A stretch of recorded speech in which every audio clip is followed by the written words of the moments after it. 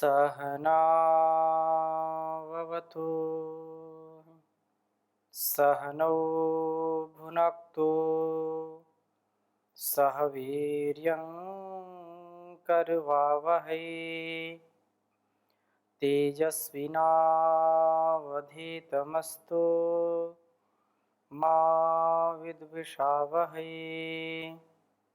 ओम शांति शांति शांति। वैदिक जीवन पद्धति की इस कक्षा में आप सभी का हार्दिक स्वागत है, अभिनंदन है। निरंतरता के साथ हम ऋग्वेद के मंत्रों का स्वाध्याय कर रहे हैं। ऋग्वेद में हमारे जीवन के लिए बहुत ही सुंदर चर्चा है। हमारा प्रत्येक कर्म, प्रत्येक हमारा स्वधर्म दिव्यता से परिपूर्ण हो, इसके लिए हम नित्य नवीन उत्साह के साथ जीवन को जीने वाले बने। साथ ही साथ हमारे कर्तव्यों के निर्वहन के लिए, स्वधर्म के निर्वहन के लिए ठीक ठीक जो सच्चा है, अच्छा है, ऐसा उपदेश हमारे लिए हमको प्राप्त होना चाहिए। माता पिता, गुरु से, आचार्य से, ऋषियों के बताए गए मार्ग से तथा वेदों के गूढ़ रहस्यों को समझ करके, अथवा यूं कहें कि जो सब ज्ञान का मूल है, सभी प्रकार के जो ज्ञान हैं, सभी प्रकार के जो कर्तव्य हैं, उन कर्तव्यों के निर्वहन के लिए प्रभु की उपासना के साथ साथ हम अपने वेदोक्त कर्मों को करते जाएं तो निसंदेह हमारा जीवन बहुत ही सुंदर और सुयश से परिपूर्ण होगा। क्योंकि प्रभु ही हमारी रक्षा करते हैं। हम उसकी उपासना करें, उसकी अर्चना करें, प्रार्थना पूर्वक, स्तुति, प्रार्थना, उपासना, ज्ञान शुद्ध हो, कर्म शुद्ध हो, उपासना शुद्ध हो, तब इस जीवन को जीने का आनंद हमको मिलता है। प्रभु उपासक को शक्ति देते हैं और इंद्रिय रूपी घोड़ों को भी वश में करने का सामर्थ्य देते हैं। इंद्रिय रूपी अश्व समूह को भी नियंत्रित करने का सामर्थ्य देने वाले हैं। आए हम ऋग्वेद के द्वितीय मंडल को आरंभ करते हैं और इस मंडल में बहुत ही सुंदर बात कही है। इस प्रकार से हम अपने समस्त कार्यों को सुंदर पवित्र बनाने का कार्य करें। ऋग्वेद के द्वितीय मंडल के प्रथम सूक्त के द्वितीय मंत्र का हम स्वाध्याय करेंगे।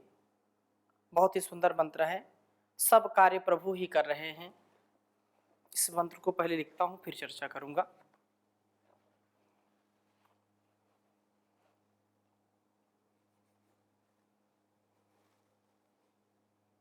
तवाग्नेहोत्रम तव ओम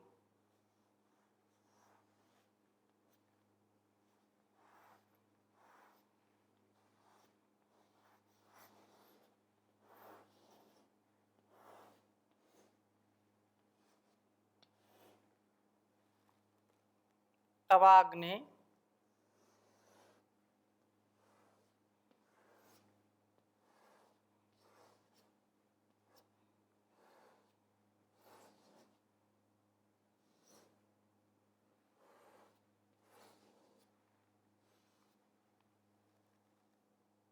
होत्रम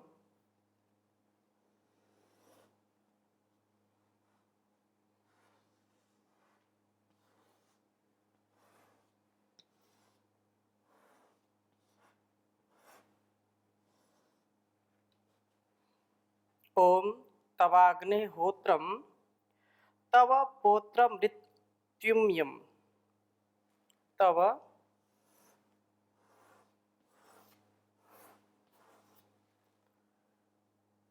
पौत्रम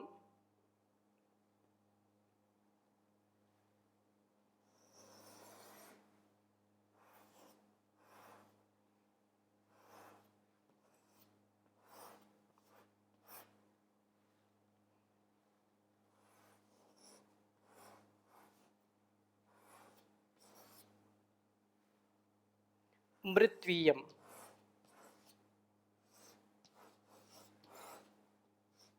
पौत्रमृत्वीयम तव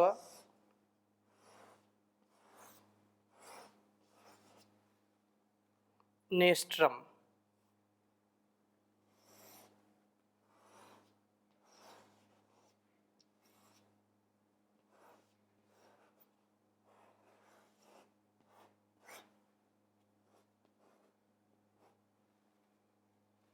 तव नेष्ट्रम त्वमग्निद्रितायतः त्वमग्निद्रितायतः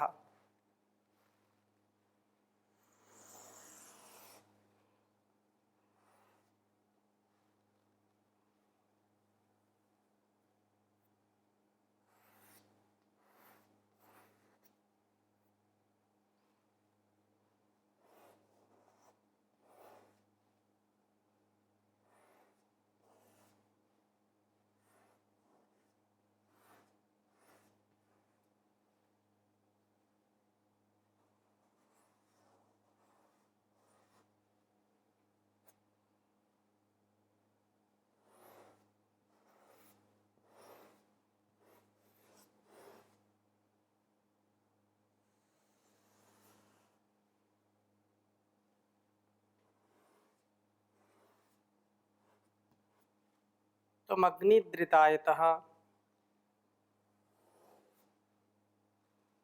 तव प्रशास्त्रम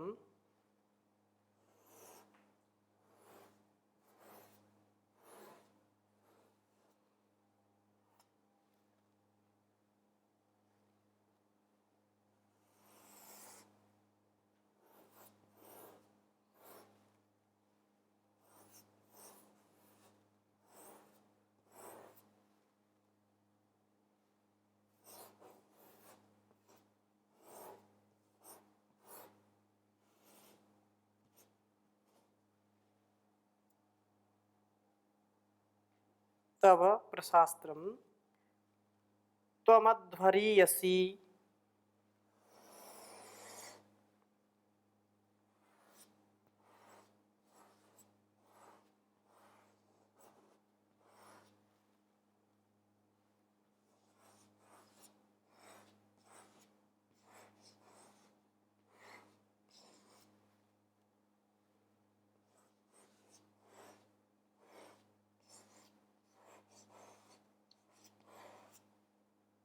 त्वमध्वरीयसी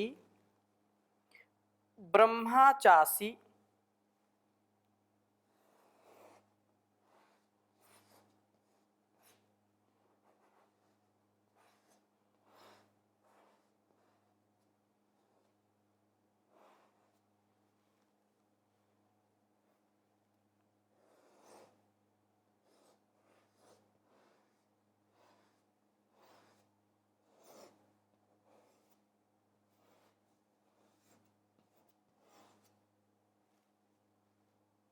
गृहपतिश्च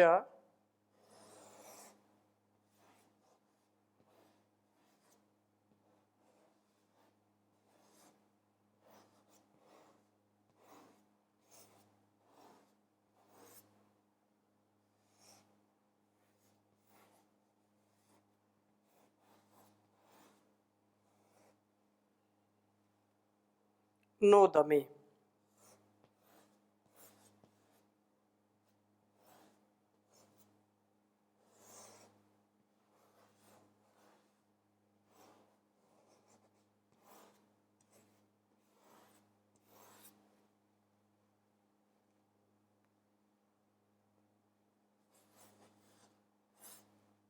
दूसरे मंडल के पहले सूक्त के दूसरे मंत्र का स्वाध्याय करेंगे।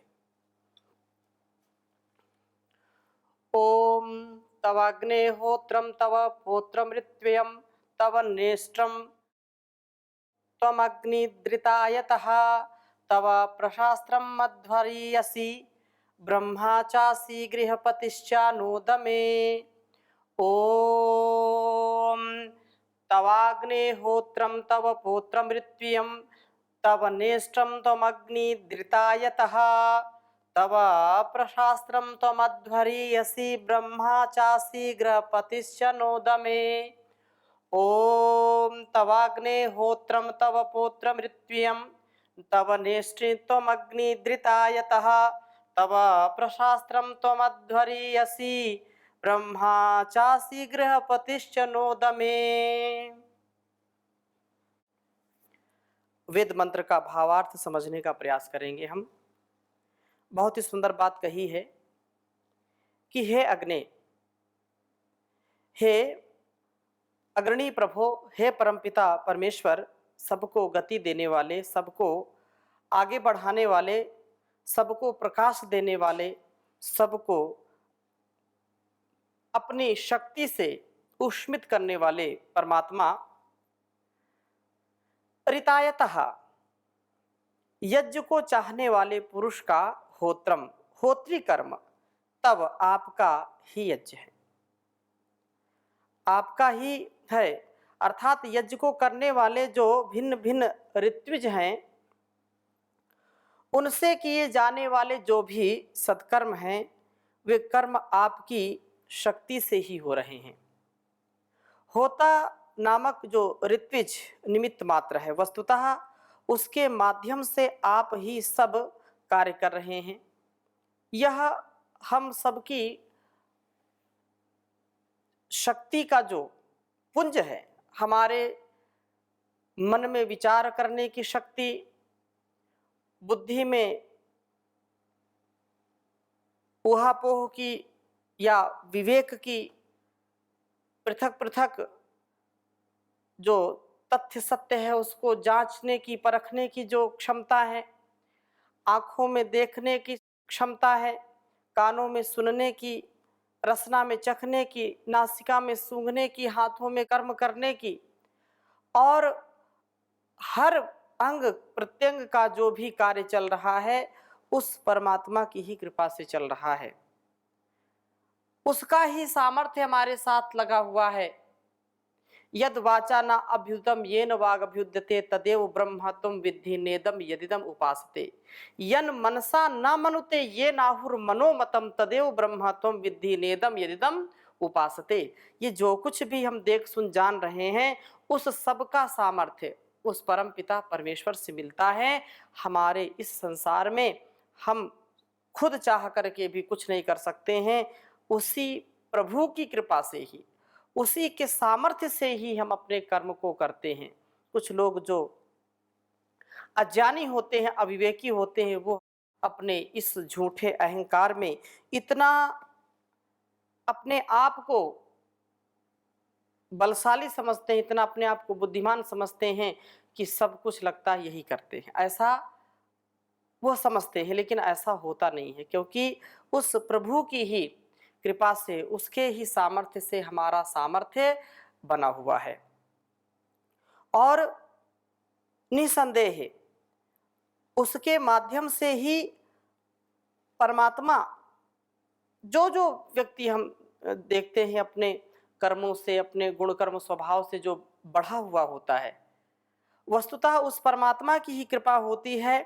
और वह व्यक्ति उसको आत्मसात करके कृतज्ञ भाव से उसको नष्ट नहीं होने देता, सदा आगे बढ़ाता है, जिससे वह महान बन जाता है। और कहा पोत्रम तव, जो होता और पोता, तो होता नामक ऋत्विज और पोता नामक ऋत्विज का कार्य भी आपका ही है। ऋत्व्यम समय समय पर होने वाला नेष्ट्रम, नेष्टा का कार्य भी तब आपका है। तब अग्निम, आप ही अग्निद्र हो, प्रशास्त्रम, तब प्रशास्ता का कार्य भी आपका ही है। आप ही अध्वर्यसी, अध्वर्यों का कार्य करते हैं, और आप ही ब्रह्मा असि, ब्रह्म हैं। च और ना दमे, हमारे इस घर में गृहपति ही, गृहपति भी आप ही हैं। सब ऋतुजों के माध्यम से तो आप कार्य कर ही रहे हैं, यज्ञ करने वाले गृहपति के माध्यम से आप ही गृह का रक्षण करते हैं, संरक्षण करते हैं। मंत्र का अभिप्राय यह है कि सब कार्य प्रभु कर रहे हैं, मनुष्य तो निमित्त मात्र है। अतः हमें कर्तव्य अभिमान छोड़ करके कर्म करते जाना चाहिए। उस प्रभु का सदा धन्यवाद करना चाहिए। अगर हम ऐसी बात मानते हैं, ऐसा सामर्थ्य जानते हैं कि जो मेरे अंदर सामर्थ्य है उस परमात्मा के द्वारा मिला हुआ है, इस सामर्थ्य को जानते हुए यदि हम कर्म करते हैं तो वास्तव में हमारा प्रत्येक कर्म पूजा बन जाता है। और निष्काम कर्म करते हुए जीवन को हम जीने का प्रयास करें। निष्काम कर्म आप्त काम होकर के, ब्रह्म काम होकर के जब हम कर्म को करते हैं तो यह कर्म वास्तव में उस प्रभु की भेंट है, अर्थात उस प्रभु के लिए हम समर्पित कर रहे हैं। अब इसका कोई गलत अर्थ लगाए कि जो कुछ भी संसार में हो रहा है सब प्रभु कर रहे हैं, चोरी भी जो चोर कर रहा है तो प्रभु ही करा रहे हैं, भ्रष्टाचार हो रहा है तो प्रभु ही करा रहा है, प्रभु की शक्ति काम करती इसलिए भ्रष्टाचार भी हो रहा है। आतंकी आते हैं, आतंकवाद फैलाते हैं, जो भी भ्रष्टाचार, व्यभिचार, दुराचार हो रहा है उसमें प्रभु की शक्ति प्रभु ही कराते हैं। तो ऐसा जो विचार करते हैं गलत कार्य, बोले हम तो नहीं कर रहे, हम झूठ नहीं बोल रहे, हम चोरी नहीं कर रहे, लेकिन वही करा रहा है तो हम चोरी भी कर लेते हैं, हम झूठ भी बोल देते हैं, हम नहीं करते कुछ। तो इस प्रकार जो विचार करेगा तो यह विचार उचित नहीं है, क्योंकि परमात्मा हमको प्रेरणा देता है। हमारे ऊपर यह निर्भर करता है कि हम कितना उसके प्रेरणा को मानते हैं, प्रेरणा के साथ अपने जीवन को चलाते हैं। और यह सबके साथ घटित नहीं होता। उस प्रभु का आशीर्वाद, उसकी कृपा उसी पर बनती है, उसी पर बरसती है जो उसको स्वीकार करता है,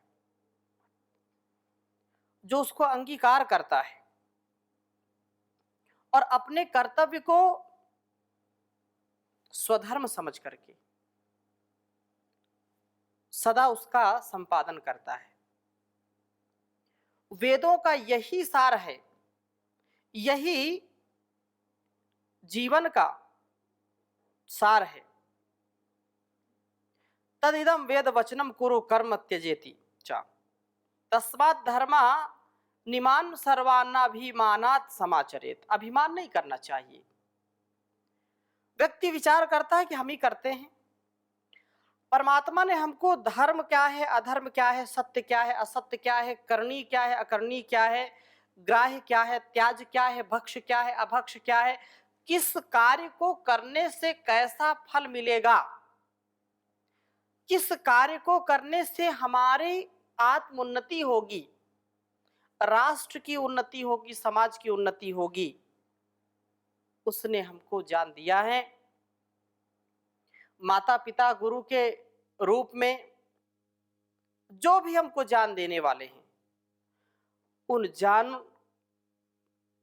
परंपराओं का हम निर्वहन करें और प्रभु का धन्यवाद करें कि उसने हमको इस संसार में इतना सुंदर अवसर दिया है जिससे कि हम सदा सद्कार्य को करके अपने जीवन का उद्धार करें और अभिमान एक क्षण का भी ना हो।